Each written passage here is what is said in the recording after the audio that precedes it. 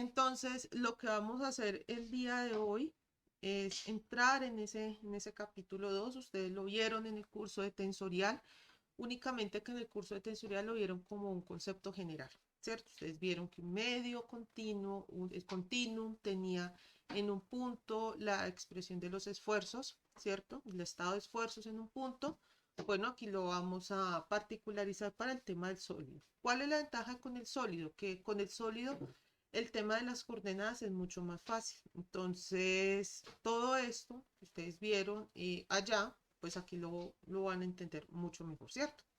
Entonces, como yo les estaba comentando a ustedes, el tema de las tensiones es un poquito particular porque muchas veces cuando estamos leyendo literatura, sobre todo que está en inglés, el tema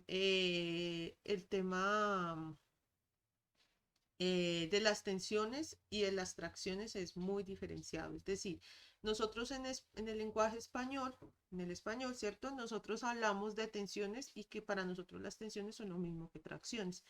Pero en el lenguaje en inglés no. Entonces hay que tener en cuenta eso, que el estado de tensiones es lo que ustedes vieron allá en mecánica tensorial, como los esfuerzos, ¿cierto? Los esfuerzos internos, ¿cierto? Eso hay que tenerlo en cuenta. ¿Por qué? Porque yo voy a hablar todo el curso de tensiones, estado de tensiones o estado de esfuerzos, pero les voy a hablar, bueno, una cosa es la tracción y otra cosa es la compresión. ¿Listo? Eso ya lo vamos a ver al final del capítulo 1, perdón, de la sección 2.1. Entonces vamos a iniciar con la sección 2.1, que es el estado de tensiones o esfuerzos. Entonces, por eso es que yo a ustedes les digo, yo no les hablo únicamente de esfuerzos, sino que les hablo de tensiones. Porque cuando ustedes consulten un texto en inglés, que seguramente les va a tocar en algún momento de la carrera, o ya posteriormente en un posgrado, o cuando estén viendo un video, pues, de esos videos que aparecen en YouTube, pues, diciendo, pues, hablando de cosas, eh, en este caso, el tema de las tensiones, pues va a ser el mismo tema de los esfuerzos. ¿Listo? Entonces vamos a hablar de qué es un esfuerzo. Nosotros debemos tener en cuenta que hay diferentes tipos eh, de fuerza, ¿cierto? Acuérdense que nosotros vimos, bueno, que había una fuerza, que esas fuerzas eran, eh, que habían fuerzas que eran de contacto, ¿cierto? De contacto, de superficie, la clase anterior. Y habían otro tipo de fuerzas que eran las fuerzas de cuerpo, ¿cierto? Las fuerzas de cuerpo son aquellas que afectan a todas las partículas del Sol, ¿cierto? Como por ejemplo la gravedad, si estoy en un campo magnético, el campo magnético, etc. Y las fuerzas de contacto son las que yo aplico sobre el elemento, ¿cierto? Todo el tiempo nosotros, cuando queremos estar en interacción con diferentes objetos, estamos aplicando son fuerzas de contacto. ¿Por qué? Porque, digamos, ustedes cogen una tabla, ¿cierto? Ustedes cogen una tabla y ustedes están en contacto únicamente con la superficie de esa tabla, ¿cierto? Ustedes solamente están tocando la parte externa de esa tabla y están ejerciendo la fuerza directamente sobre la parte externa, ya sea que la estén apretando, la estén estirando, la estén comprimiendo, pero realmente ustedes no están teniendo contacto directo con las partículas internas de la tabla, ¿cierto? Lo que le pasa a la tabla es una reacción a todo lo que usted le está aplicando, pues a la parte externa de esa tabla. Entonces, por eso es que nosotros hablamos de fuerzas y después hablamos de esfuerzos. Cuando nosotros decimos eh, que es una fuerza interna por unidad de área del sólido, aquí nosotros ya estamos hablando de que cuando nosotros tenemos un sólido, el que sea, digamos, voy a poner el mismo ejemplo de la tabla, aquí voy a volver a dibujar la tabla, independientemente de la fuerza que ustedes les estén aplicando a esa tabla o que se esté ejerciendo sobre esa tabla, pues vamos a tener un conjunto de fuerzas internas, ¿cierto? Yo sé que ustedes de pronto se acordarán por allá cuando ustedes vieron, no sé, en décimo, que llegó Newton y planteó tres leyes, ¿cierto? Planteó tres leyes. Esperen que no sé si me estoy acá pasando de la, así. Entonces, planteó tres leyes, de todas maneras esto no sirve.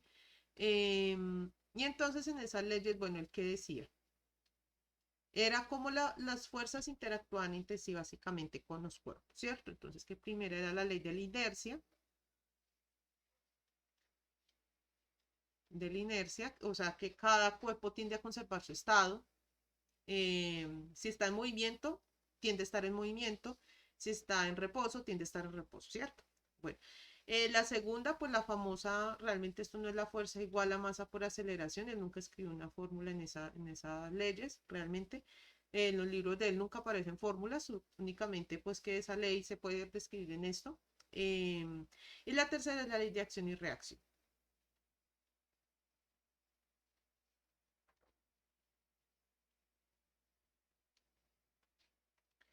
Entonces, ¿qué pasa?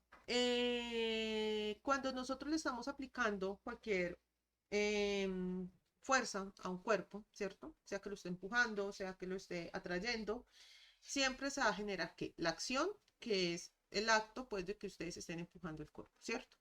Pero el cuerpo va a reaccionar, ¿cierto? Por esa tercera ley de Newton. Entonces, esa es la ley de acción y reacción. Por ejemplo, ustedes intentan, no sé, em, empujar un sólido, empujar, no sé, una silla, por ejemplo, ¿cierto? Entonces la silla ustedes van a encontrar una cierta posición, ¿cierto? Bueno, por la fricción y bueno, por muchas cosas, pero el caso es que ustedes van a encontrar cierta oposición a ese movimiento. El cuerpo, por la misma ley de la inercia, va a intentar conservar su estado, ¿cierto? Entonces, por eso es que al interior del sólido se van a generar una serie de fuerzas. Esas fuerzas que son, esas son fuerzas de reacción. Esas fuerzas de reacción lo que hacen es tratar de oponerse al movimiento, en especial, en este caso, el sólido. Aquí no estamos hablando ni de fluidos ni de nada parecido. ¿Por qué? Porque esa es, digámoslo así, digamos que la gracia del sólido, ¿cierto? Que él se va a oponer a ese cambio de estado en el que está, ¿cierto? Entonces ustedes están moldeando una plastilina y cuando ustedes están intentando moldear la plastilina, ustedes van a encontrar esa oposición al cambio en el que ella está, ¿cierto? Obviamente ustedes van a tener suficiente fuerza para romper esa inercia y poder pues moldear la plastilina a su gusto, ¿cierto? Entonces eso es un esfuerzo, eso es una fuerza interna, esas son fuerzas de reacción que se generan al interior del sol. Ahora, ¿qué es un esfuerzo? El esfuerzo es esa fuerza interna medida en una unidad de área. Entonces, las unidades de fuerza son las mismas unidades que las unidades de presión. Entonces, ¿qué son? ¿Qué características vamos a tomar aquí del esfuerzo? Que el esfuerzo se va a distribuir de forma uniforme al interior del sólido, ¿cierto? ¿Esto qué quiere decir? Que todo el sólido va a ser afectado por esa fuerza que nosotros estamos aplicando.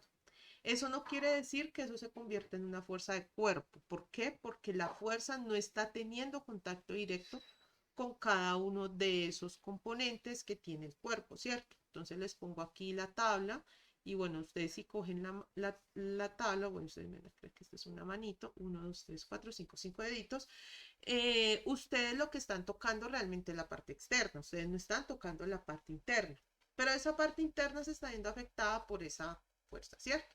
Entonces, todos los esfuerzos, es decir, esas fuerzas internas que se generan en el sólido, van a estar distribuidas en todo el sólido, ¿cierto? En mayor o en menor medida. Digamos aquí en el lugar donde está la mano, cerca a la mano, obviamente los esfuerzos van a ser mucho mayores que los que vamos a tener, digamos, por acá, que están muy lejos, pues, ¿de qué? Pues, de esa mano, ¿cierto? Entonces, aquí serán mayores que acá, o bueno, dependiendo de diferentes efectos, digamos, ustedes tienen la tabla aquí apoyada, entonces ya ahí será diferente, ya no será eso, sino que posiblemente será la misma magnitud que la fuerza que estoy aplicando, bueno, etcétera, ¿cierto? Entonces, otra cosa que vamos a tener en cuenta es que nosotros, como estamos ante esa caracterización de nuestro medio como un medio que es continuo y que es continuo, entonces yo puedo modelar todas sus expresiones, todas sus propiedades mediante funciones continuas, ¿cierto? Es decir, que yo puedo, digámoslo así, que es una función continua que yo puedo definirla en todo su dominio, ¿cierto? Esa función está definida en todo su dominio. Entonces, por eso es que ustedes allá, en tensorial, cuando ustedes hablan del continuo, entonces ustedes las propiedades como la densidad, el desplazamiento, la deformación, las tensiones, todo lo pueden expresar a través de funciones.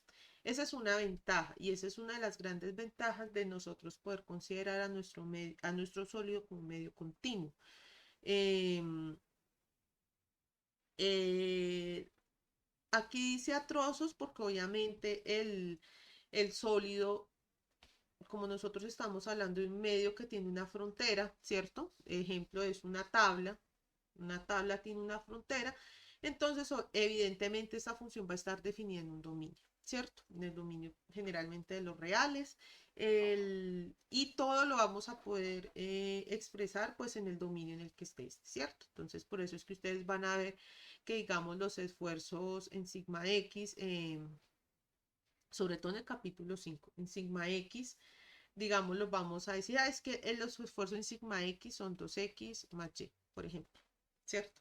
Entonces, esto es una función, digamos que estamos en 3 dimensiones, por eso hablamos de 2x más y. Entonces, es una función, esta es continua, es derivable, bueno, está definido en todo su dominio, ¿cierto? Yo defino esto en los reales y esta función tiene un valor numérico, así sea 0, pero tiene un valor numérico en todos los reales, y lo mismo con y, ¿cierto? Eso es lo que quiere decir que sea una función continua que está definida en todo su dominio.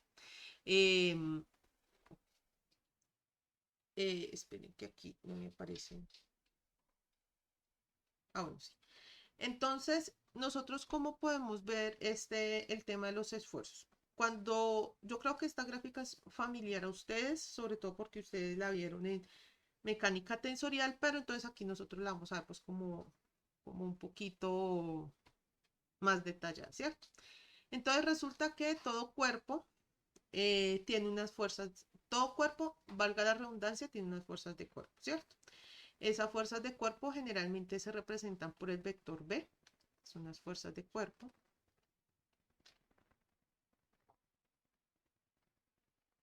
Y es esa fuerza que afecta a todas las partículas del sólido. Por ejemplo, ¿qué fuerza de cuerpo afecta a todas las partículas del sólido? Casi por igual. A todas, ejemplo, la gravedad, ¿cierto? Entonces, ¿por qué? Porque todos los cuerpos en la Tierra tienen peso, ¿cierto? El peso es una fuerza y el peso afecta a todas las partículas del sólido.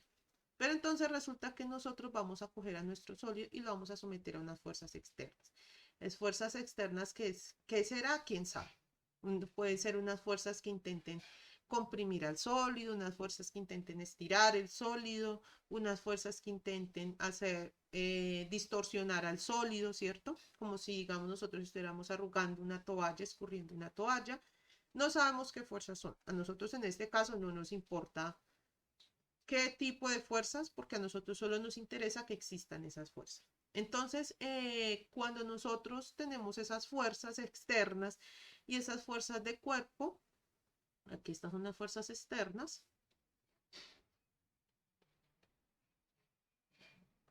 Bueno, entonces en el sólido, por esa ley de acción y reacción que Newton planteó, pues se van a generar unas fuerzas, ¿cierto?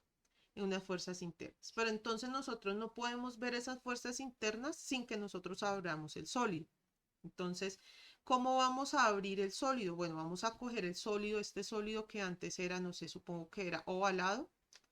Y lo que vamos a hacer, como es un sólido en 3 dimensiones, ustedes recuerden que en 3 dimensiones nosotros manejamos son planos, ¿cierto? Ya no manejamos rectas. Difícilmente manejamos rectas, puede que aparezca una recta, pero en general nosotros interactuamos con sólidos y con planos, ¿cierto? Entonces, en ese sólido, bueno, eso no tiene cara de sólido, pero digamos que eso es un sólido, hagámosle así para que como que sea como si fuera un sólido. nosotros le vamos a hacer atravesar, lo vamos a partir y lo vamos a partir con un plano.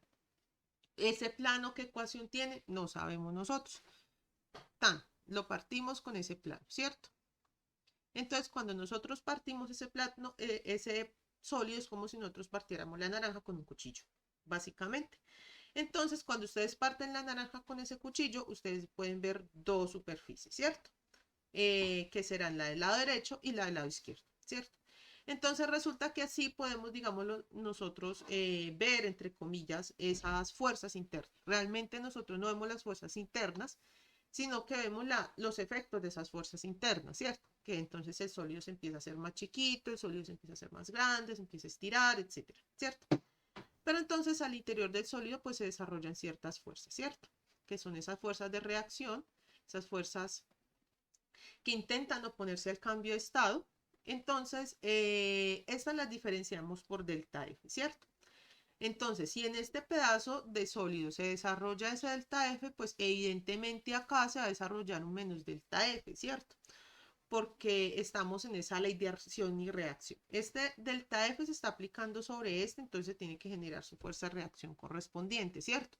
Para que el sólido pues pues no sea un sólido extraño, ¿cierto? Nosotros estamos acá hablando en un estado normal de los sólidos, en un estado común, en la física mecánica, entonces aquí no estamos hablando ni de pérdida de materia ni nada de esas vainas, ¿cierto? Entonces, por eso es que aparece este delta F y este menos delta F. La fuerza, recuerden cómo era esa ley de acción y reacción.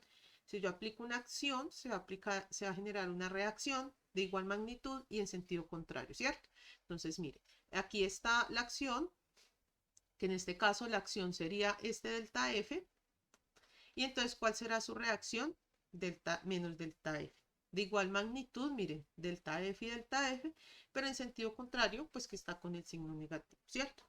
Entonces resulta que ese delta F se va a desarrollar realmente en un punto, ¿cierto? Digámoslo así, en un punto, entre comillas. Entonces, ese punto nosotros lo vamos a denominar P. Pero entonces, ¿qué pasa? Cuando nosotros partimos el sólido, ¿cierto? Nosotros generamos unos planos y ese punto va a estar sobre ese plano. Entonces, ustedes de álgebra lineal, ¿ustedes cómo caracterizaban un plano? Alguien que me cuente, por favor, cómo se caracteriza un plano en tres dimensiones. De pronto, si alguien se acuerda.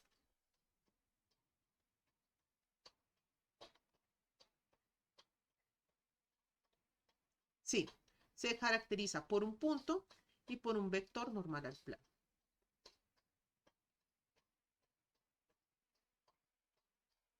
Al plano, ¿cierto? Bueno, entonces, nosotros ya tenemos ese punto, ¿cierto? El punto P en el que se desarrolla o donde aparece esa fuerza, ¿cierto? Ese delta F, ¿cierto? Pero entonces nos falta ese vector normal al plano. Aquí vamos a hacer algunas aclaraciones sobre ese tipo de vector normal al plano. Cuando ustedes vieron en álgebra lineal, a ustedes no les pusieron ninguna limitación eh, con respecto pues a ese vector, ¿cierto? Eh, les dijeron únicamente ese vector es normal al plano, es decir, forma un ángulo de 90 grados con ese plano, ¿cierto? O es ortogonal. Entonces, aquí, en este curso, sí vamos a ponerle otra limitación. ¿Por qué les digo eso? Porque esta limitación nos va a ayudar mucho a que ese vector exista en el mundo físico, exista en el espacio métrico más bien. Entonces, ¿qué limitación le vamos a poner a ese vector normal al plano? Que ese vector va a ser unitario. ¿Qué es un vector unitario? Bueno, un vector unitario es un vector cuya norma es igual a 1, ¿cierto? Esa es una limitación que nosotros les vamos a imponer. Muy importante que tengan en cuenta esta limitación porque eso más adelante lo vamos a usar y lo vamos a usar mucho, sobre todo para el tema de valores y vectores principales. ¿Listo? Entonces, vamos a tener un vector n gorrito eh, que, que es un vector unitario normal al plano. Entonces, lo voy a escribir aquí, es un vector unitario normal al plano. Esto es muy importante. En el libro ustedes se van a encontrar muchos vectores con gorritos. Los vectores con gorritos significan vectores unitarios. Este vector unitario n en especial es el vector unitario normal al plano. ¿Listo? Entonces ya caracterizamos nuestro plano de corte. Obviamente si yo voy a tener un n gorrito acá, aquí voy a tener un menos n gorrito, porque es el mismo plano, básicamente, únicamente que estamos teniendo como referencia pues la parte contraria, ¿cierto? Pues como la cara contraria. Ya tenemos el punto. Entonces resulta que ese punto está alojado en un diferencial de área. ¿En qué parte? Recuerden que realmente nosotros no podemos hablar de un punto, ¿cierto? En física nosotros no hablamos de puntos, sino que hablamos de áreas que son infinitamente pequeñas. ¿Esto qué quiere decir? Tenemos nuestro punto P y nuestro punto P va a estar localizado en una área, ¿cierto? Digamos que mi área es así, en un diferencial de área. ¿Qué es un diferencial de área? Por decirlo así, es una área que es muy pequeña, ¿cierto?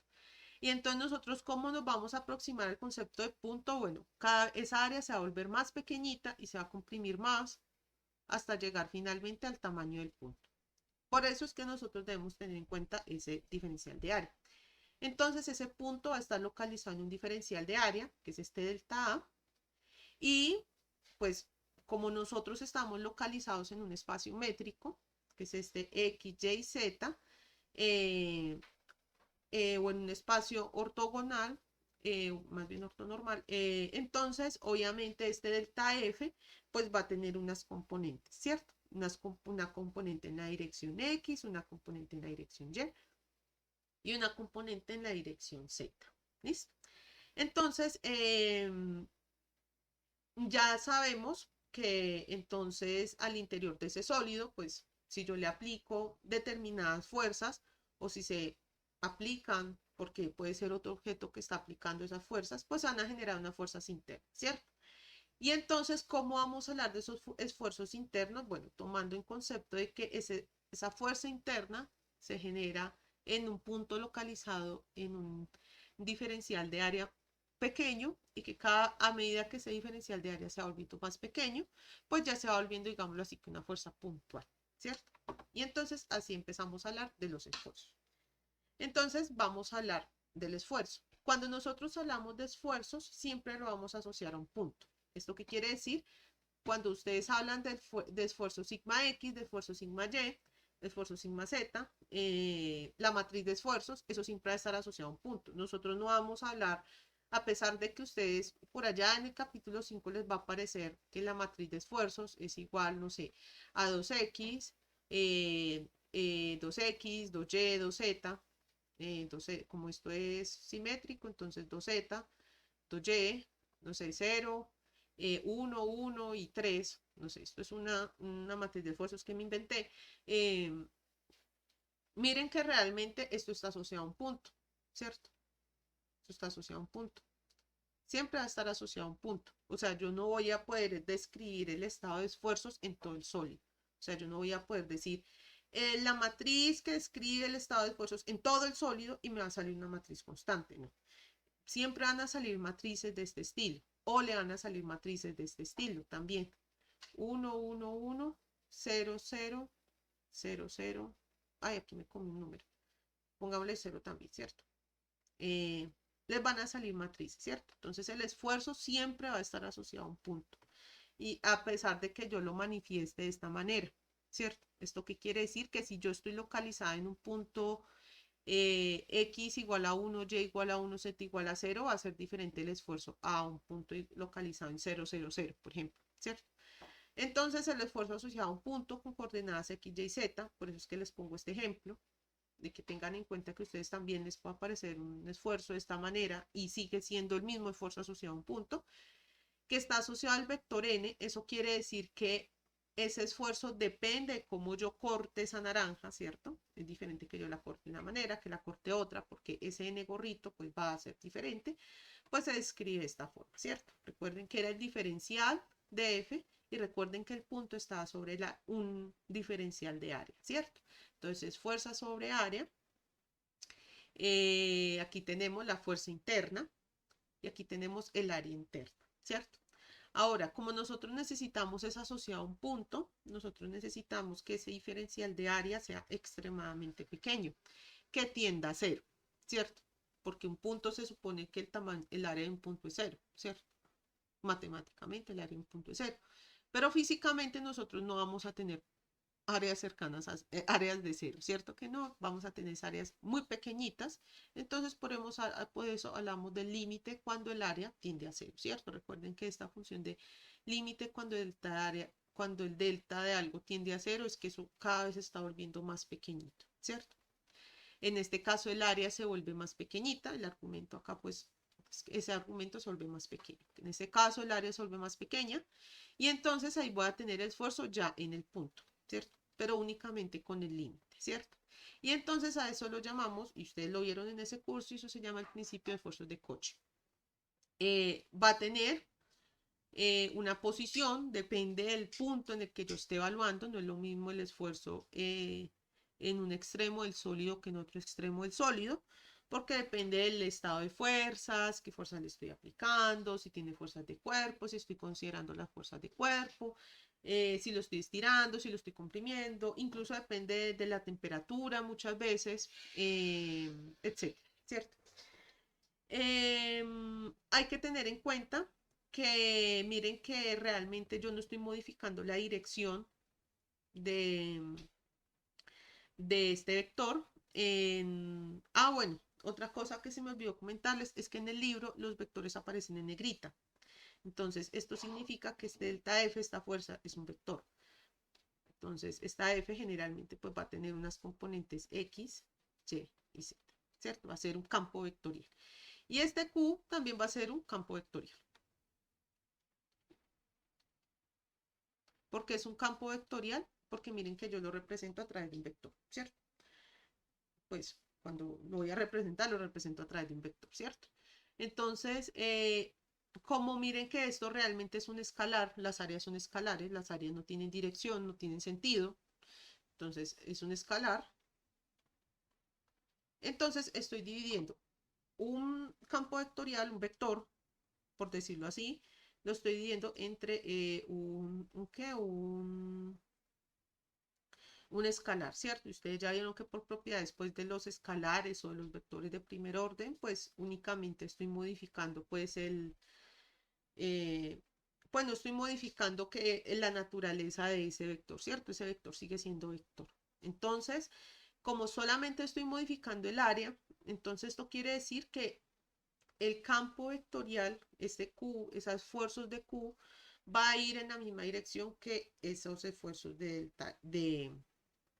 esas fuerzas internas. Y esto no es necesario que coincida con el n gorrito, ¿cierto? Porque este delta de área no significa que, bueno, lo estoy dividiendo de tal manera que me quede en la misma dirección.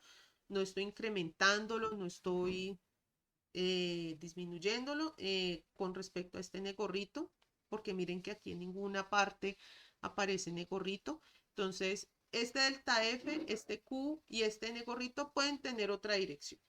¿Cuál? ¿Quién sabe? ¿Cierto? Q siempre va a estar asociado, entre comillas, a una superficie, ¿cierto? ¿Por qué? Porque implícitamente está asociado, ¿cierto? Recordemos que los esfuerzos se asocian con respecto al punto P, pero ese punto P está inscrito pues en un diferencial de área, ¿cierto? Diferencial de área, ¿cierto? Entonces, por eso es que nosotros realmente nunca hablamos de esfuerzos puntuales. Nosotros decimos esfuerzos asociados al punto P. ¿Por qué? Porque nosotros siempre estamos hablando de esos diferenciales de área. Entonces, por eso es que yo les digo, realmente las fuerzas, para nosotros las fuerzas puntuales en realidad no existen. Lo que existen son fuerzas que están relacionadas con un diferencial de área que es muy pequeño en el mundo físico. Recuerden que una cosa es el mundo matemático y otra cosa es el mundo físico. Porque en el mundo físico, pues es muy complejo tener un punto, una fuerza en un punto específico. Porque siempre, digamos, ustedes están teniendo un cable, ¿cierto? Y el cable, por más pequeño que sea, siempre va a tener área, ¿cierto? El cable es, digamos así, el mejor ejemplo de fuerza puntual. Y ustedes, por más que disminuyan el tamaño de ese cable, ustedes siempre van a tener área asociada en ese cable. Y ustedes van a ejercer fuerza, pero ustedes siguen teniendo esa área pequeñita, ¿cierto? Algo así parecido pasa con los esfuerzos. Realmente no tengo fuerzas puntuales. O sea, eso hay que quitar ese concepto de la mente, olvidar, digámoslo así, que vamos a trabajar con fuerzas puntuales y entonces nosotros vamos a trabajar es con fuerzas asociadas a un punto y a un diferencial de área muy pequeño. ¿Listo? Eh, las unidades de Q, ustedes recuerden la definición de esfuerzo. El esfuerzo es una fuerza interna dentro, aplicada en un área al interior del sólido, ¿cierto? Entonces, como es una fuerza aplicada en un área, entonces tiene unidades de esfuerzo, ¿cierto? Bueno, tiene unidades de presión más bien. Eh, Esas son fuerzas sobre área y pues obviamente ya dependiendo del sistema en el que esté hablando, pues voy a tener diferentes unidades, ¿cierto? Entonces aquí yo les voy a comentar de dos que son muy famosas. Esperen, aquí. De dos que son súper famosas, que son el sistema internacional y el sistema inglés, ¿cierto? En el sistema internacional nosotros vamos a tener, recuerden que el sistema internacional es el sistema MKS, metro kilogramo segundo, y entonces ahí vamos a tener que el newton es una unidad de fuerza, y el metro cuadrado es unidad de área en ese sistema, en ese sistema de medida. Entonces, eso nos va a configurar una nueva unidad que se va a llamar el pascal. Entonces, todos los esfuerzos tienen unidades de pascales en el sistema internacional. Todo se está tratando de globalizar y de estandarizar en el sistema internacional porque es que es muy complejo que usted en un país llegue y hable en un sistema y en otro país hable en otro sistema. Pues en unidad de medida es muy complejo que usted las distancias las hable en metros y en otro país usted va y las habla en pies y en yardas y en pulgadas y bueno, como sea. Es muy complejo y eso hace mucho más difícil el proceso, digamos, de estandarización de materiales, de creación de normas, de aplicaciones, de compras, de ventas, todo eso. Entonces, por eso es que se está intentando manejar el sistema internacional. Y de aquí en adelante, generalmente yo les voy a hablar únicamente del sistema internacional, es decir, solamente vamos a manejar los pascales. Sin embargo, ustedes se van a encontrar, sobre todo, pues en la parte de habla inglesa y sobre todo en Estados Unidos, eh, que ellos aún no sueltan ese sistema inglés. Entonces ellos todavía hablan de pulgadas, hablan de libras, hablan de pies, bueno, hablan de todo eso. Entonces, por eso es que también les cuento que la unidad en ese momento, pues en ese sistema, para los esfuerzos. Generalmente los esfuerzos ellos los hablan como un PSI. PSI es una libra por pulgada cuadrada, ¿cierto?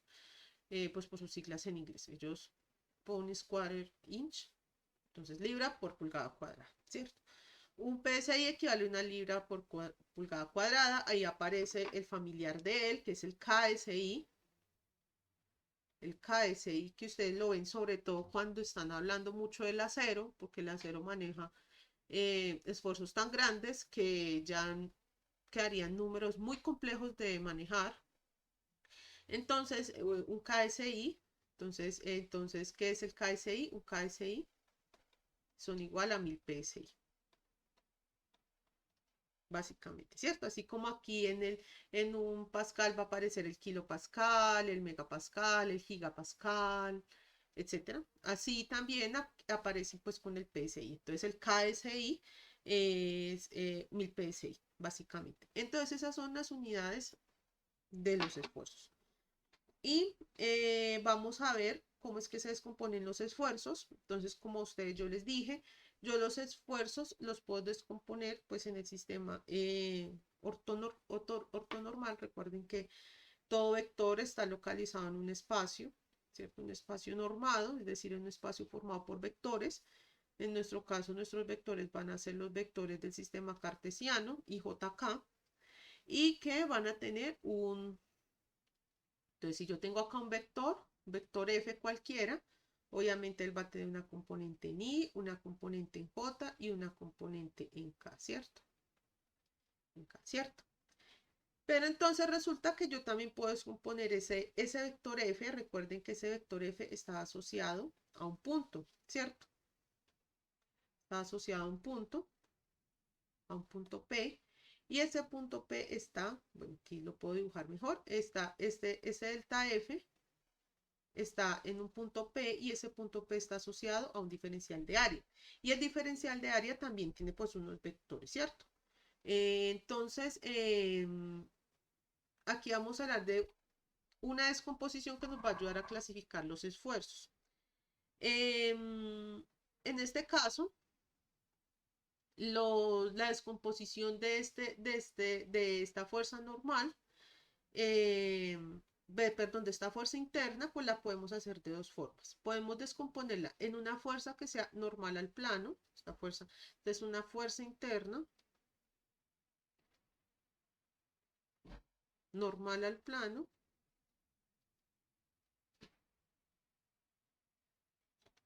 delta A, ¿cierto? Y esta es una fuerza interna,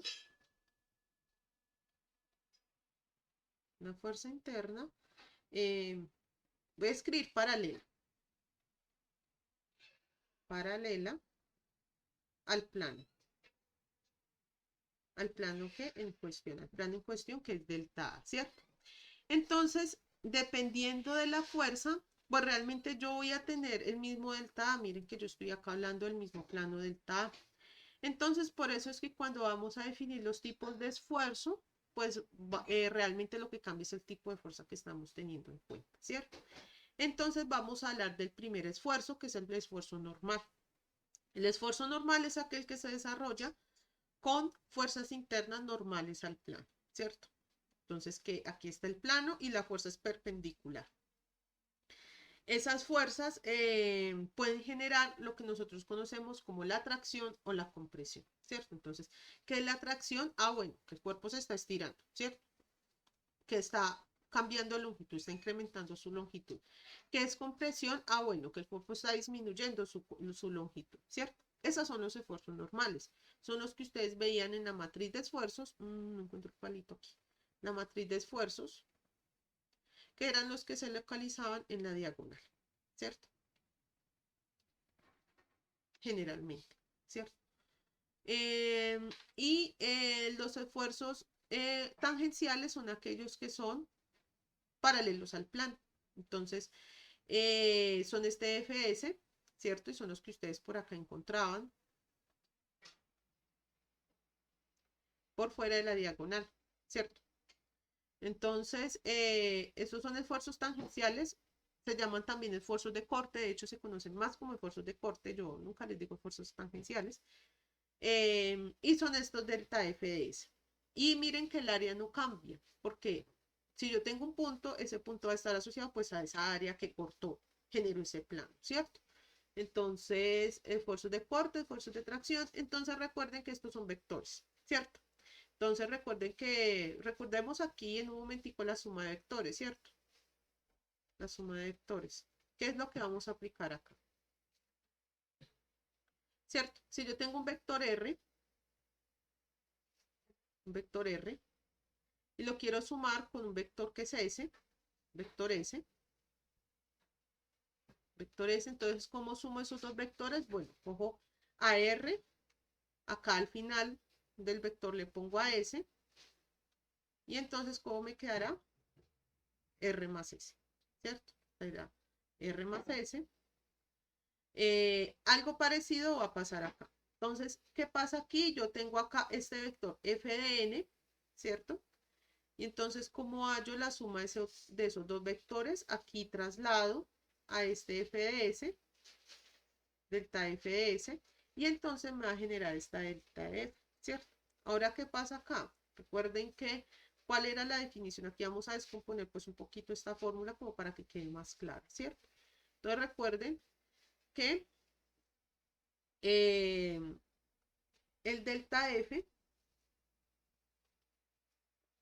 es igual vectorialmente, ¿cierto? Miren, todos estos son vectores. Recuerden que todos esos son vectores. Delta F a qué va a ser igual a delta F de N más delta F de S, ¿cierto? Divido todo entre el delta de área. Entonces divido todo, divido entre delta de A, ¿cierto? Entonces, no sé si me vaya a alcanzar. Vamos a ver. Delta F sobre delta de A es igual a delta F de N sobre delta de A más delta F de S sobre delta de A, ¿cierto? Ahora le saco el límite, ¿cierto? A ambos lados voy a hacer voy a hacer tender, disculpen, voy a hacer tender esa área a cero, o sea, cada vez la voy a hacer más pequeña. Entonces, ¿qué me va a resultar? El límite cuando delta A tiende a cero de delta F sobre delta A, que es igual al límite de delta A, que tiende a cero, de delta Fn sobre delta A, más el límite de delta A cuando tiende a cero, de delta Fs sobre delta A. Pero por definición nosotros que tenemos que esto que es igual a Q, ¿cierto? Entonces vamos aquí, es igual a Q. Por definición también tenemos que este va a ser igual a este delta Fn y que este va a ser igual a este delta, a este sigma S, ¿cierto? Entonces, por eso es que nosotros decimos que este Q es igual a sigma N sobre sigma S. Realmente eso no está en la gráfica, eso hay que hacer un pequeñito tratamiento matemático. Sin embargo, pues es para tener en cuenta, ¿listo? Porque obviamente el A es un escalar, deben recordar siempre eso, el A es un escalar, mientras que el delta F y el Q es un campo vectorial, ¿listo? Y con eso pues damos por terminado pues la sección 2.1. Nosotros estábamos hablando en la sección 2.1, recordemos de lo que terminamos de hablar hace 5 minutos, de que realmente nosotros tenemos unos esfuerzos internos, ¿cierto? Que se desarrollan producto de esa ley de reacción, que esos esfuerzos internos los voy a denominar con la letra Q, que es la ley, por la ley de Cauchy. Entonces, esos esfuerzos yo los voy a poder descomponer en dos clases de esfuerzos, ¿cierto? En los esfuerzos sigma n y sigma s, que son los esfuerzos normales y tangenciales o de corte, esto es por la ley de Cauchy, bueno, estos son los esfuerzos internos.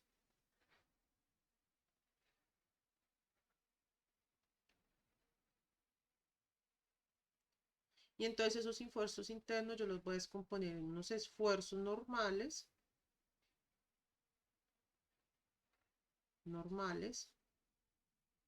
a delta A. Yo siempre les voy a hablar con respecto a qué son normales, porque yo les digo esfuerzos normales, pero bueno, ¿qué? ¿Cierto? Y estos son esfuerzos tangenciales a delta A. ¿Listo? Entonces que la idea es que primero nosotros tengamos en cuenta pues ese concepto. Y segundo, bueno, vamos a continuar hablando de que nosotros tenemos un sólido, ¿cierto? Un sólido. Voy a dibujar un cubo porque con el cubo pues como que se facilita más este concepto. Entonces, tengo un cubo.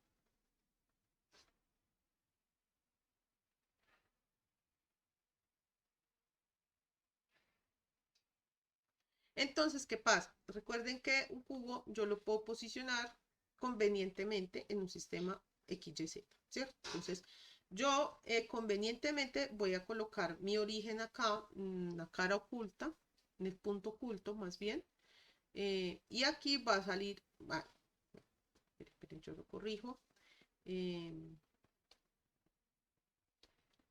va a salir un vector Y, un vector Z y un vector un vector X.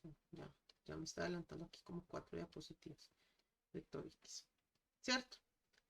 Entonces, resulta que yo también puedo expresar esos esfuerzos con respecto al sistema cartesiano, ¿cierto? Entonces, aquí recordando un poquito de mecánica tensorial, pues vamos a recordar cómo es que nosotros hablábamos de los esfuerzos, ¿cierto? Entonces, habían unos esfuerzos normales, que eran los esfuerzos que se desarrollaban normal a las caras de ese cubo, ¿cierto? Así como aquí desarrollamos los esfuerzos normales a delta A, en este podemos decir que se desarrollan los esfuerzos normales a ese cubo, ¿cierto? A las caras de este cubo. Entonces, porque ¿qué son esas caras en última? Son superficies, son áreas, ¿cierto? Y ese cubo es infinitamente pequeño. Entonces, aquí aparecerá un delta A, aquí otro delta A, como es cubo, entonces tiene las caras iguales, entonces las mismas áreas. Entonces será delta A en magnitud, obviamente, delta A, y aquí tendrá otro delta A, ¿cierto? Entonces que aquí aparecía un sigma X, porque era en la dirección de X, ¿cierto? Había uno que era sigma Y, que era en la dirección de Y otro que es sigma Z, que es en la dirección de Z, ¿cierto? Esto, ¿por qué lo digo? Porque esta cara va a formar un ángulo de 90 grados con el eje X, esta cara va a formar un ángulo de 90 grados con el eje Y esta cara va a formar un ángulo de 90 grados con el eje Z, ¿cierto? Y entonces que también aparecían unos esfuerzos que nosotros denominábamos los esfuerzos tangenciales, los esfuerzos de corte, ¿cierto?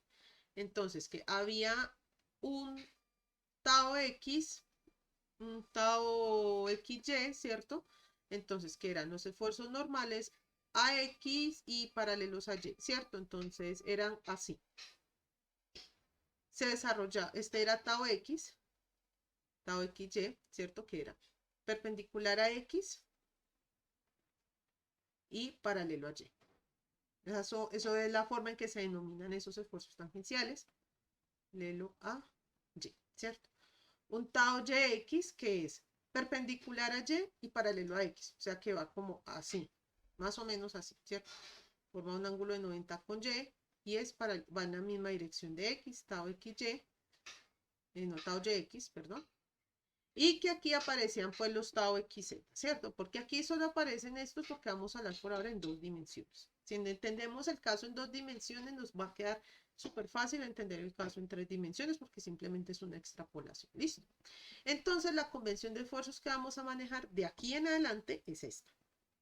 ¿Por qué? Porque es mucho más fácil de manejar. Porque cuando ustedes manejan esta, ustedes recuerden que este Q depende del plano, ¿cierto? Entonces, si ese Q depende del plano, pues no voy a tener un solo marco de referencia, ¿cierto? En cambio, si yo trabajo con el sistema X, Y, Z y formulo todo a través de ese X, Y, Z, pues me va a quedar mucho más fácil, ¿cierto? Entender el estado de esfuerzos en un punto. Entonces, de aquí en adelante vamos a hablar de sigma X, de sigma Y, de sigma Z, de tau XY, tau XZ y tau YZ. ¿Listo? Entonces, vamos a hablar primero de los estudios aquí en dos dimensiones. Siempre vamos a partir en dos dimensiones, generalmente, y van a ver que las dos dimensiones realmente en los sólidos es muy importante. De hecho, en el capítulo 4 ya vamos a ver que las dos dimensiones básicamente determinan nosotros cómo abordamos un problema en la mayoría de casos en ingeniería civil, porque muchas cosas, bueno, sé que se muestran, se pueden modelar como un plano, bueno, como muchas cosas, como una línea, etcétera. Entonces van a ver que siempre vamos a partir del 2D y después estudiamos el 3D. ¿Listo? Entonces este estudio en 2D se va a dividir en dos estudios. Se va a dividir en el estudio del rectángulo y en el estudio del triángulo. Para que lo tengan presente. Por eso es que en el capítulo 2 se hace un poquito más extenso y porque estudiamos los dos casos. ¿Y por qué estudiamos los dos casos? Porque cada uno de esos casos nos dan información valiosa para poder abordar el caso en 3D y demás, ¿cierto? Entonces, los resultados del estudio de esfuerzos en el caso del rectángulo nos dan información valiosísima que podemos aplicar en el caso del triángulo y ya van a ver por qué. Listo. Entonces vamos a empezar con el primer caso, que es el caso rectangular. El caso rectangular es el caso más fácil de abordar, pero digámoslo así, es uno de los más valiosos. Mm, Entonces, vamos a partir del hecho de que vamos a tener un sólido, ¿cierto? Un sólido que está en dos dimensiones. Entonces, aquí vamos a escribir un sólido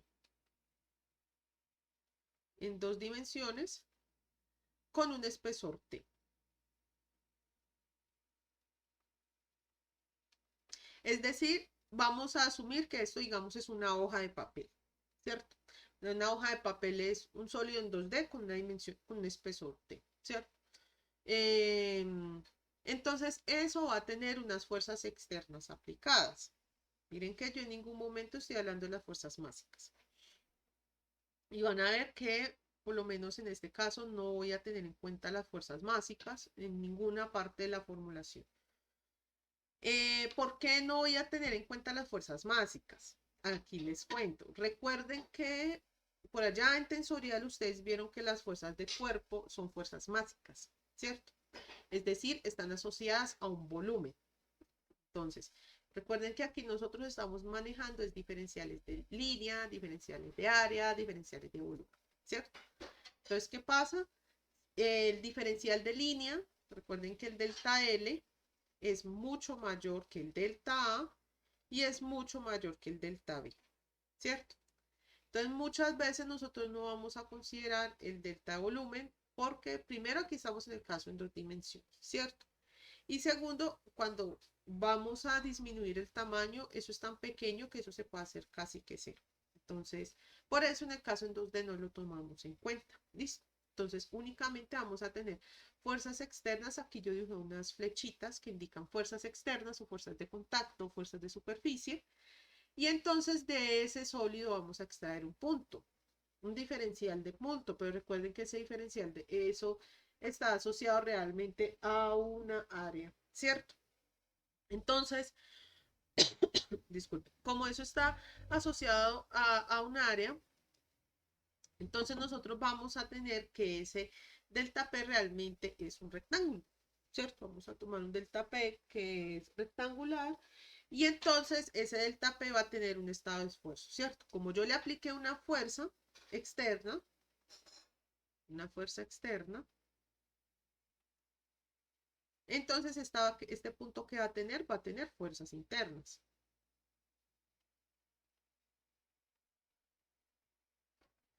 ¿Listo? Y esas fuerzas internas que me generan implícitamente unos esfuerzos internos, ¿cierto? Entonces vamos a tomar un diferencial y ese diferencial de volumen, entre comillas, va a ser un diferencial que va a tener una forma rectangular en una cara y que va a tener un espesor T, ¿cierto? O sea, va a ser un diferencial de área de volumen muy pequeñito. Entonces aquí vamos.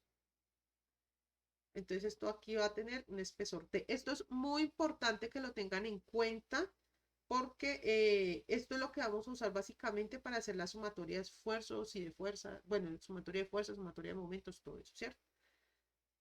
Entonces, aquí dibujamos ese espesor T. Este va a ser un espesor T. Entonces vamos a sacar, lo primero que vamos a hacer es sumatoria de fuerzas, ¿cierto? Entonces, primero sumatoria de fuerzas.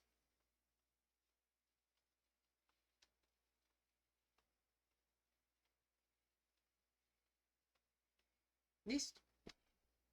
Y de esfuerzos y momentos. Entonces, lo primero que tenemos que hacer, miren que aquí yo digo sumatoria de fuerza y sumatoria de momentos. Cuando ustedes están en estática, ustedes nunca vieron sumatoria de esfuerzos, nunca vieron sumatoria de esfuerzos. Y aquí tampoco se van a encontrar con una sumatoria de esfuerzos porque realmente yo no hago sumatoria de esfuerzos. Ustedes ven la segunda ley de Newton, aquí vamos a aplicar la segunda ley de Newton y esas son sumatoria de fuerzas, ¿cierto? Entonces, ¿qué tenemos que hallar? Fuerzas. Entonces, recuerden que por allá en mecánica tensorial ustedes dijeron, bueno, ustedes estamos en un sigma Y y en un sigma X, en un estado de esfuerzo sigma Y, sigma X y un tau XY y tau YX. ¿Cuál es su magnitud? No la sabemos. Por eso es que la hablamos ¿con qué? con letras, por decirlo así, ¿cierto? Entonces recuerden que tenemos unos esfuerzos normales a cada área, ¿cierto? Entonces tenemos a sigma X, a sigma Y, y tenemos unos esfuerzos que son tangenciales o cortantes a cada una de las áreas, que son tau XY y tau YX. ¿Listo? Ahora, vamos a sacar cada una de esas fuerzas. Entonces, yo voy a sacar esta fuerza y voy a sacar esta fuerza, ¿cierto? Aleatoriamente, ¿cierto? Entonces, vamos a sacar primero las fuerzas normales. Entonces, ¿cómo es una fuerza normal? La fuerza normal, Fs, ¿a qué es igual? Aquí yo lo voy a simplificar, ¿cierto? Entonces será igual al esfuerzo normal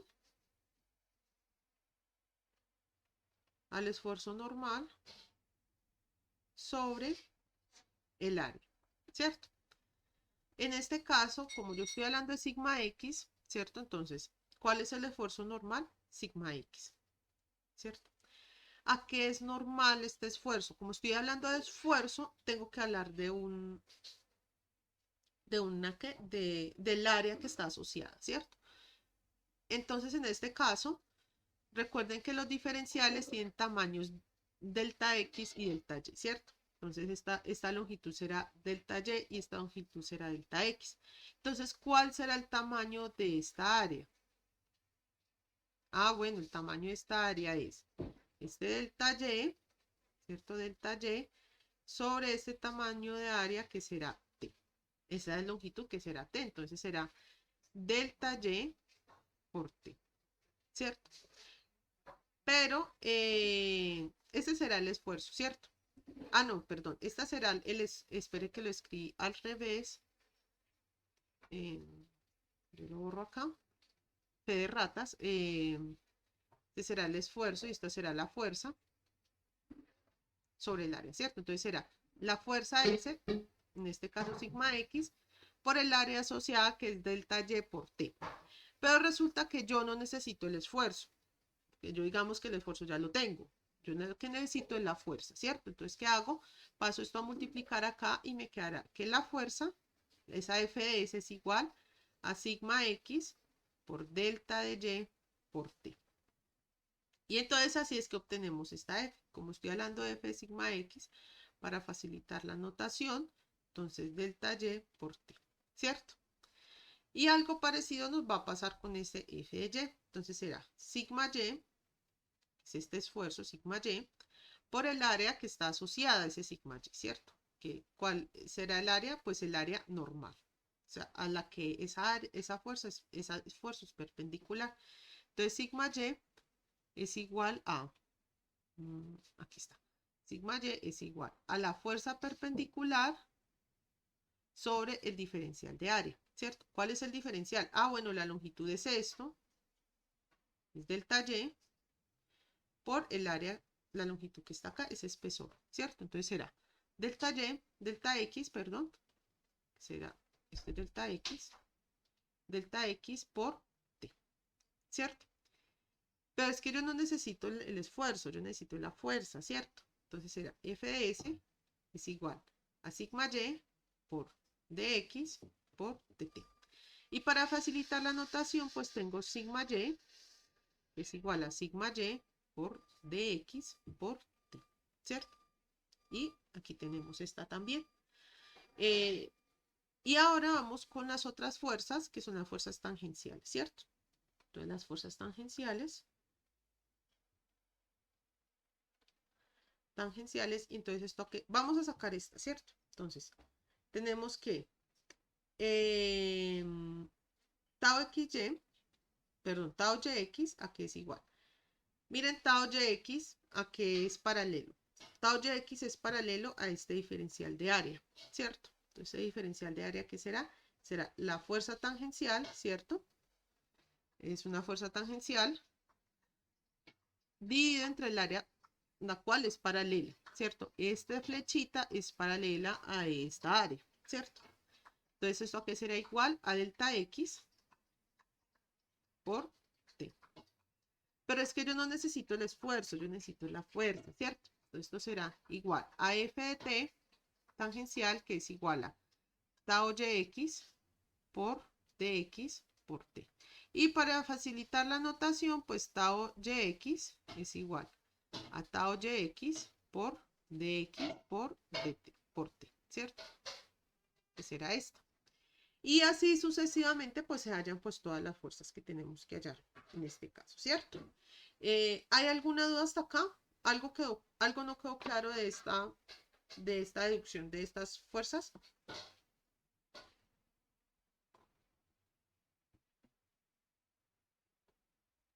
Listo, entonces vamos a continuar. Mm,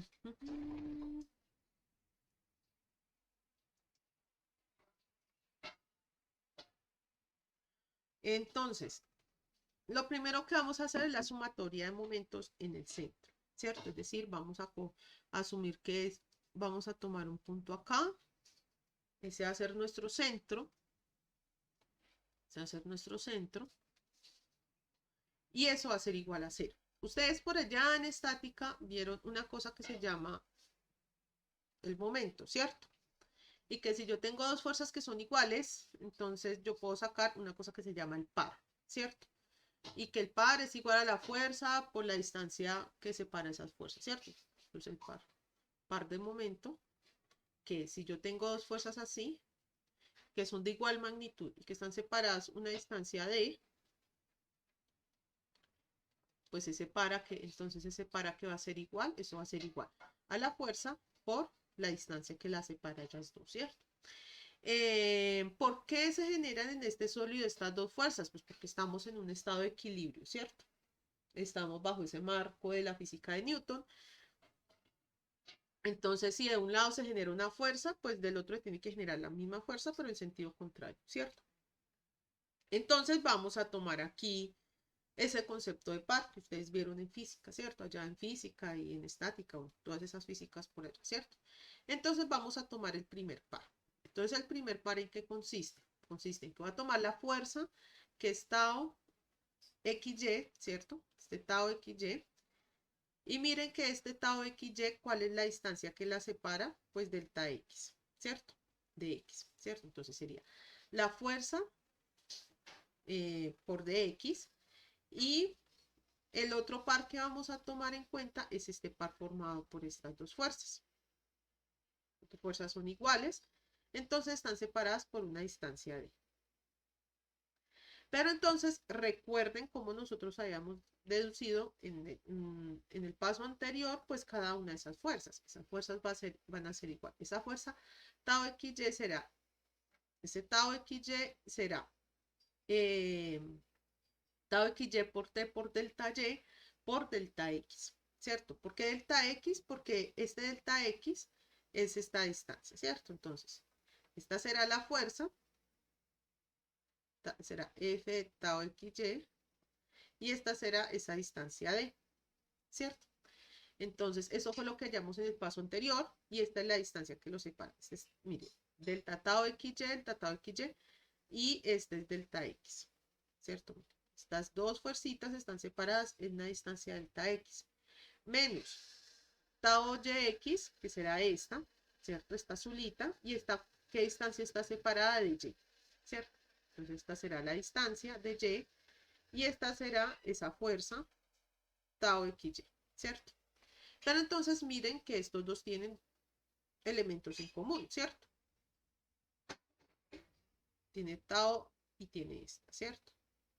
Cuando yo pues expando toda esa multiplicación, me encuentro que todas las dos tienen tau de X de Y, ¿cierto? Y como eso realmente se cumple para cualquier área, ¿cierto? Porque miren que aquí no me están diciendo, es que el área tiene que ser de tal dimensión, de tal otra dimensión, no, solamente me están diciendo un diferencial de área, un diferencial y un espesor T, ¿cierto? Entonces, como esto sirve, esperen, yo busco aquí está. Entonces, como esto sirve para cualquier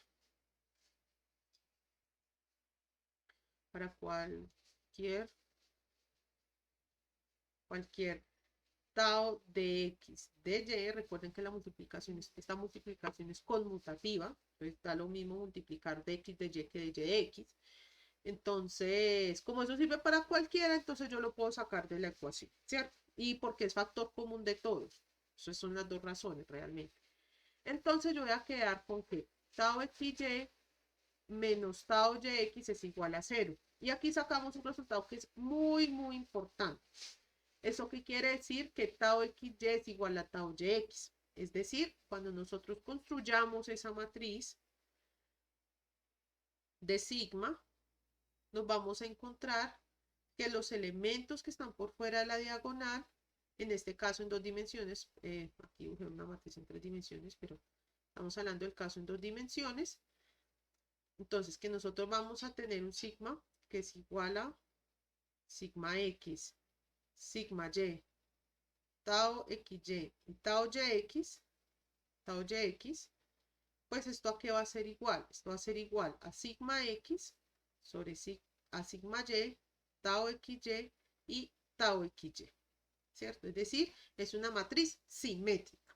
Eso es un resultado muy, muy importante porque esto es lo que hace que podamos hacer muchas de las cosas que vamos a hacer más adelante, como el problema de los valores y vectores principales, etcétera, ¿cierto? Y entonces vamos a hacer la sumatoria de fuerzas, ¿cierto? Pues si tenemos fuerzas, pues vamos a sumar todas esas fuerzas, ¿cierto? Y entonces tenemos la fuerza en sigma, tenemos las fuerzas, disculpen aquí,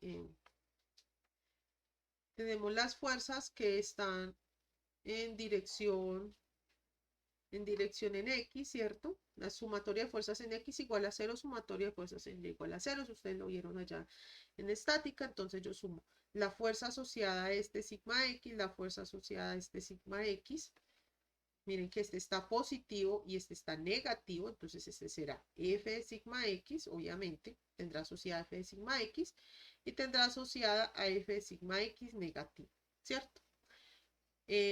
Algo parecido pasará pues con este valor, ¿cierto? Este tendrá asociado una fuerza en tau xy positivo, esta tendrá una fuerza en tau xy negativo, ¿cierto? Tendrá también una fuerza en X y ya pasamos a las fuerzas en Y, que serán esta fuerza en sigma y positivo y esta será una fuerza en sigma y negativo, ¿cierto? Y por último, ya mirando el tema de los cortantes o de los tangenciales, esto será un tangencial positivo porque va hacia arriba, tau xy positivo, y este será una fuerza en tau xy negativo porque irá hacia abajo, ¿cierto? Entonces esta será la y esta otra rojita será pues la otra H, ¿cierto?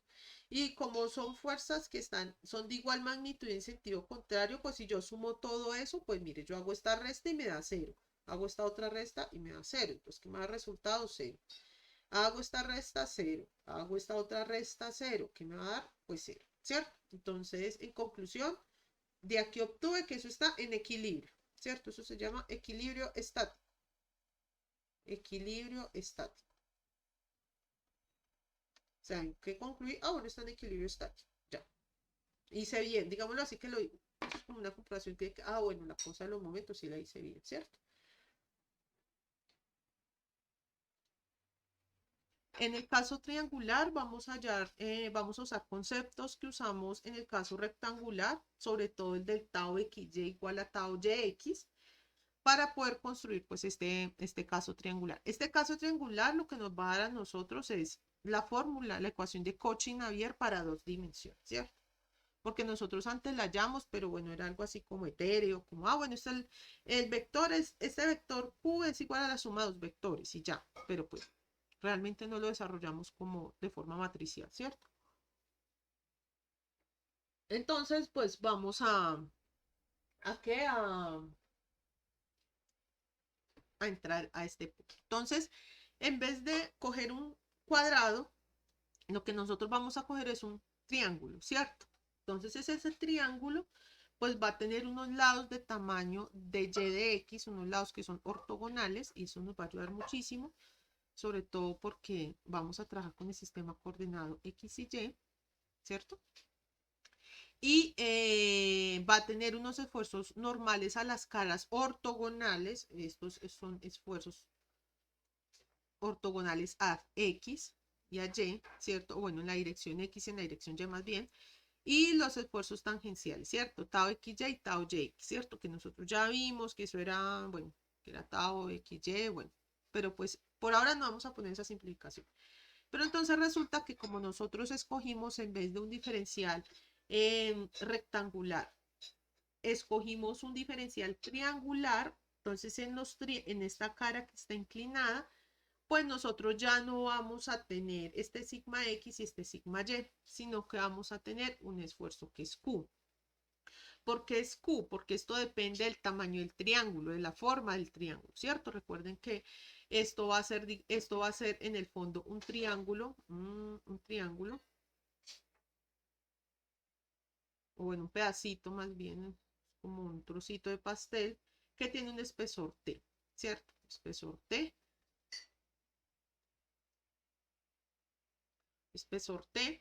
Y entonces eso va a tener, como esto, digámoslo así, es un plano, ¿cierto? Eso ya configura un plano porque tiene un espesor, pues vamos a tener a ese n gorrito, ¿cierto? Entonces, ese n gorrito depende del plano y se va a generar un Q. Ese Q no depende del plano, ¿cierto? Recuerden que Q, sigmas, todo lo que sean esfuerzos, fuerzas, todo eso no tiene la misma dirección que n gorrito, ¿cierto? Entonces vamos a tener un Q y ese Q, como es un vector, ¿cierto? Como es un vector, pues va a tener una componente en X y una componente en Y, ¿cierto? Todo vector tiene componente en X, componente en Y y componente en Z, ¿cierto? Y el n gorrito que está caracterizado básicamente por las características geométricas de este triángulo, ¿cierto? Entonces, eh, la inclinación de este será teta 2, como ustedes ya vieron en geometría, y este será teta 1, ¿cierto? Este n gorrito es puramente geométrico, eso no tiene nada que ver con la parte física. Si bien vamos a utilizar parte de ese n gorrito para la parte física, pues eso no quiere decir que sea el que condicione la dirección pues de ese vector, ¿cierto? ¿Qué? Mmm, vamos a caracterizar. Entonces, recuerden que n gorrito es un vector unitario. N gorrito es un vector unitario. Y entonces, recuerden que los vectores unitarios, las componentes se llaman los cosenos directores. Entonces, n gorrito está compuesto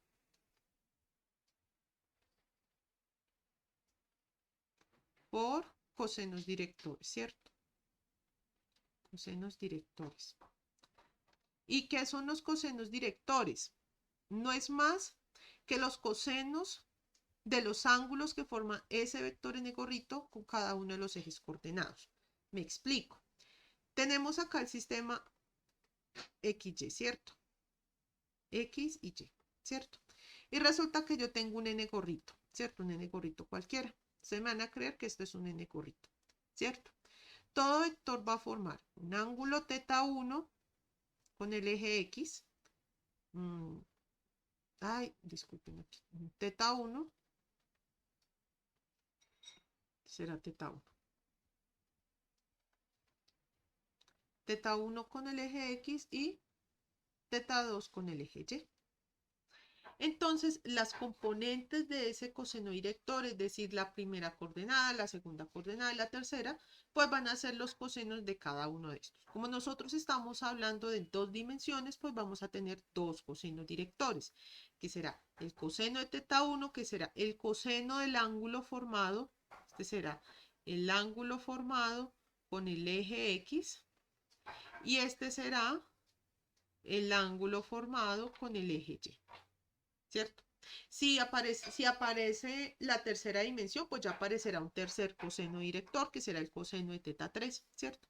A esos cosenos directores generalmente los llamamos alfa, beta y gamma, que ustedes posiblemente los usaron, o N1, N2 y N3, que es lo que ustedes posiblemente usaron en mecánica tensorial cuando estaban hallando N gorrito, ¿cierto? Pues los vectores principales, ¿cierto? Entonces, la superficie va a estar caracterizada por ese N gorrito. ¿Y cuál será el punto? El punto será el centro de esta superficie, ¿cierto? Esto será el centro. Y yo siempre les voy a hablar del centro, porque el centro es muy importante acá, ¿listo? Y entonces vamos a caracterizar esos lados ortogonales. Esto es la caracterización geométrica.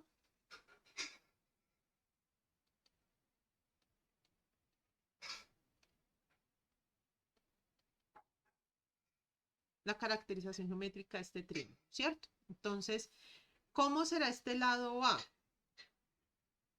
Esto es trigonometría. Vamos a empezar. ¿Cómo es este lado A? Ustedes van a tomar únicamente ese triángulo. Vamos, ustedes aquí me van a enseñar trigonometría, ¿cierto? Este es un triángulo rectángulo. Este se llama teta 2. Este se llama teta 1. Este se llama B. Este se llama A. Y este se llama O, ¿cierto?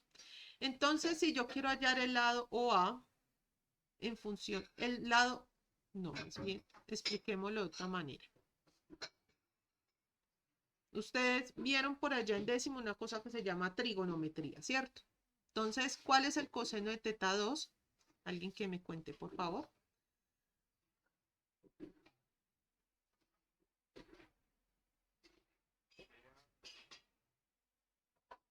El coseno.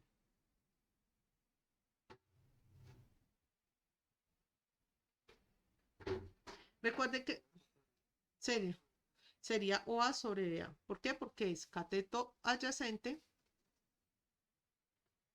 sobre la hipotenusa, ¿cierto? Entonces esto es igual. ¿Cuál es el cateto adyacente? OA, ¿cierto? ¿Y cuál es la hipotenusa? AB, ¿cierto? AB, ¿cierto? Entonces, por lo tanto, si yo quiero hallar a OA, pues OA que va a ser igual, OA es igual a coseno de teta 2 por AB, ¿cierto? Pero resulta que yo a ustedes les conté que era coseno de teta 2. Mire que coseno de teta 2 es beta, ¿cierto? Y este es alfa, ¿cierto? Entonces, coseno de teta 2 aquí va a ser igual a beta por AB. Y de ahí sale esto, ¿cierto? Algo parecido pasa con OB. Vamos a hacer el de OB. Pero no sé si me alcanza el espacio. Espero que sí me alcance. Entonces, aquí hagamos una linecita. Entonces, el coseno de teta 1, ¿a qué es igual? Alguien que me cuente.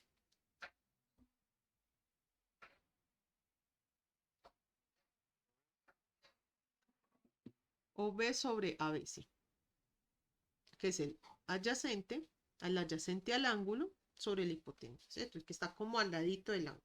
Igual, adyacente sobre hipotenusa. Si ven que todo el tiempo yo les estoy como recordando lo que ustedes vieron.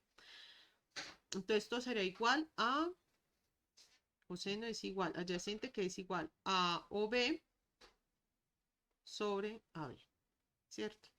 Entonces, por lo tanto, OB, que es lo que necesito, OB es igual a AB por el coseno de teta 1.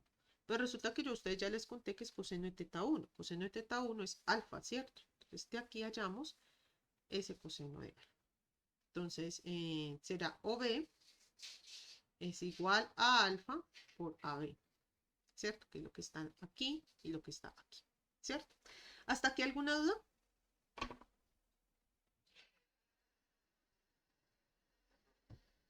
Listo, entonces continuamos. Entonces vamos a hacer la sumatoria de fuerzas, algo parecido a lo que hicimos en el paso anterior, ¿cierto? En el caso anterior. Entonces recuerden que lo primero que hacíamos era ya las fuerzas. Entonces, lo primero, las fuerzas, ¿cierto? Porque es que yo no trabajo con esfuerzos, yo trabajo con fuerzas, ¿cierto? Porque en últimas el área es muy pequeña, entonces sirve para cualquier área. Entonces yo en últimas lo que trabajo es con fuerzas. Además, ustedes hacen es sumatoria de fuerzas en X, sumatoria de fuerzas en Y y sumatoria de momentos, ¿cierto? Entonces tenemos la fuerza en tau XY. Entonces, no, mejor hagamos las normales, que es para que a ustedes les quede más fácil entender la otra. ¿Listo? Entonces aquí tenemos el triangulito, ¿cierto? Con los vértices o, ¿cómo es que eran los vértices? O, A, B. ¿Sí? O, A y B, ¿cierto? Y entonces, aquí está sigma. Ah, están las fuerzas, listo, ya me acordé.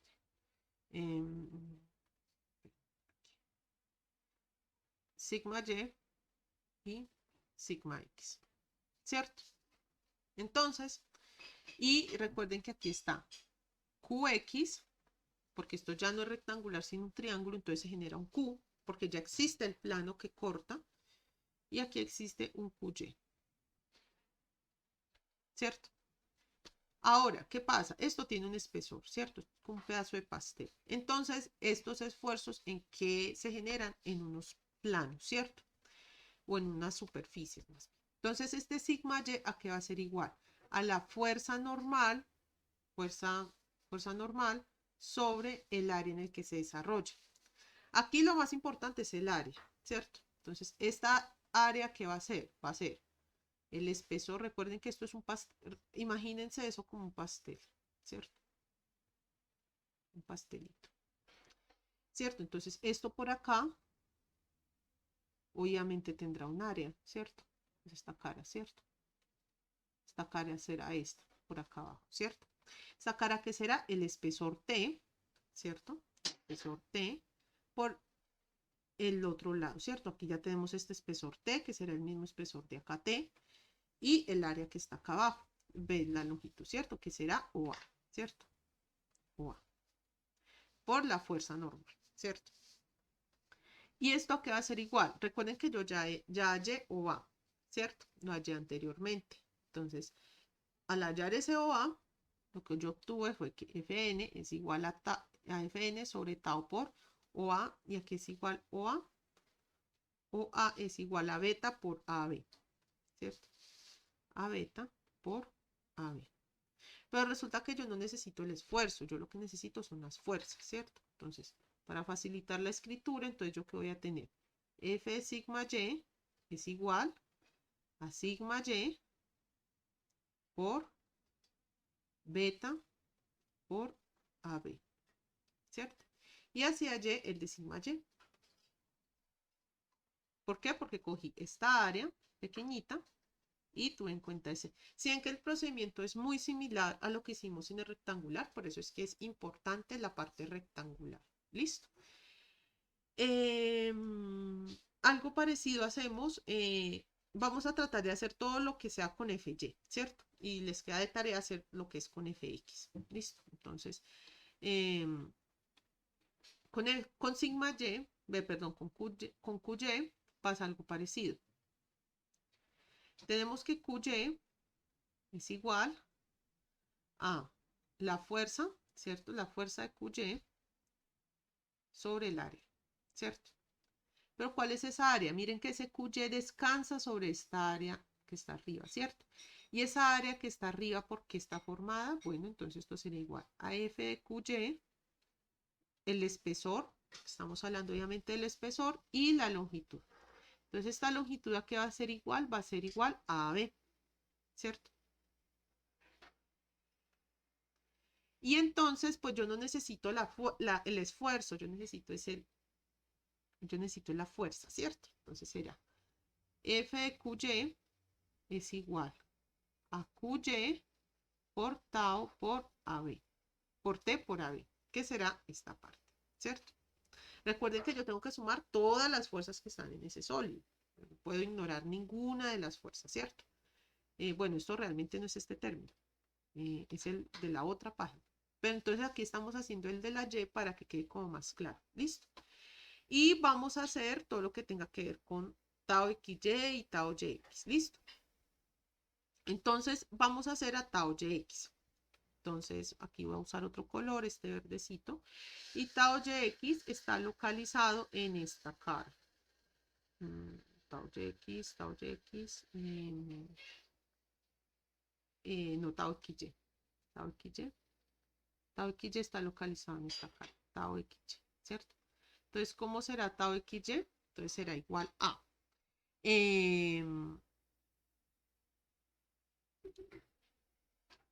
Por acá.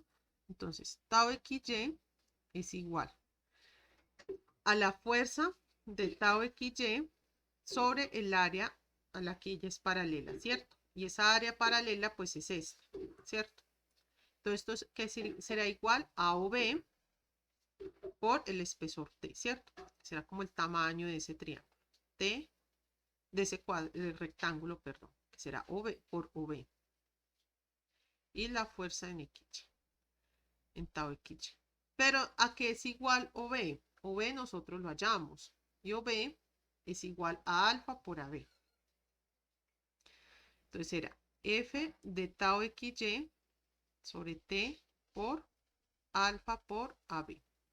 ¿Cierto? Despejando porque yo lo que necesito son fuerzas y no esfuerzos. Entonces será F de tau XY es igual a tau XY por alfa por AB. ¿Listo? Entonces aquí hallamos todo lo que está en el sentido de Y. Les dejo de tarea a ustedes hallar en el sentido de X, ¿cierto?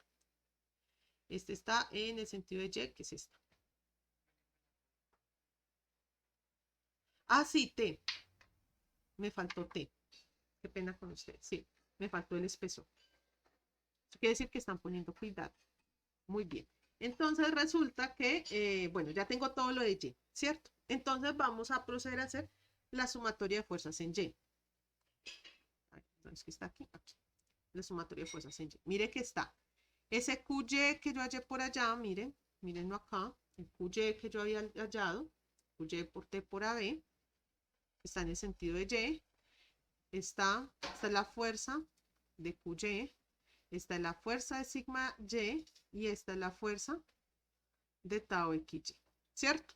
Entonces, ¿yo qué hago? Simplemente reemplazo lo que hallé, todo lo hallo en términos de AB para que me quede fácil eliminar, ¿cierto? Entonces resulta que, miren que en todos los términos de la resta, yo tengo a T por AB como factor común, ¿cierto? Entonces yo los puedo, como eso es para cualquier área realmente, entonces yo los puedo quitar de la ecuación. Alfa y a beta no los puedo quitar. Solamente puedo quitar a AB y a tau, a T, ¿cierto? Y esto es igual a 0 porque estamos en equilibrio estático. Y QY menos sigma X menos tau XY por alfa es igual a 0, ¿cierto? Eso es lo que me queda pues de quitar a AB por T de la ecuación. Y entonces yo voy a hallar es QY, ¿cierto? Que es la fuerza interna, el esfuerzo interno. Entonces QY es igual a sigma Y por beta más tau XY por alfa. Ahora, algo parecido a algo hago con este sigma, la sumatoria de fuerzas en X igual a 0. Se las dejo de tarea para que la próxima clase me lo muestren, por favor, y traigan dudas sobre esto. Si no pudieron, tranquilos que yo los hago acá, pero si pueden, es para que vayan de una vez ejercitando el tema de este tipo de demostraciones, porque esto es muy común en sólidos. Entonces, para que de una vez vayan ejercitándose, vayan como entrenándose. Entonces, esto les queda de tarea. Las tareas no son obligatorias, yo no califico tareas, pero de las tareas es que ustedes tienen dudas y si tienen dudas me las preguntan, ¿cierto? Entonces, algo parecido hacemos con la sumatoria de fuerzas en X y vamos a obtener esta ecuación. A ustedes les tiene que resultar esta ecuación y despejo a QX y a QY. Entonces miren que ustedes por allá en álgebra lineal vieron que los sistemas de ecuaciones se pueden representar a través de matrices, ¿cierto? Donde esto lo podemos poner, estos son los coeficientes, estas son las variables, alfa y beta, y pues este es el otro, el vector de constante, ¿cierto? Entonces, apoyándonos en esa ventaja y de que tau XY es igual a tau yx, ¿cierto? Entonces, pues nos va a aparecer una matriz de este estilo, que es, la matriz de esfuerzos, la que ustedes vieron por allá, matriz de esfuerzos. Este es el vector n gorrito y este es el vector q, ¿cierto? Entonces, esta es la fórmula de Cauchy dimensional. Y esta es la fórmula que vamos, una de las fórmulas que vamos a usar de acá en adelante, ¿cierto? ¿Esto qué quiere decir? Que en el fondo nosotros podemos representar todo esto en que el estado de esfuerzos es igual a una matriz por el vector n gorrito, ¿cierto? Esto es lo que sale pues de esta ecuación. Listo.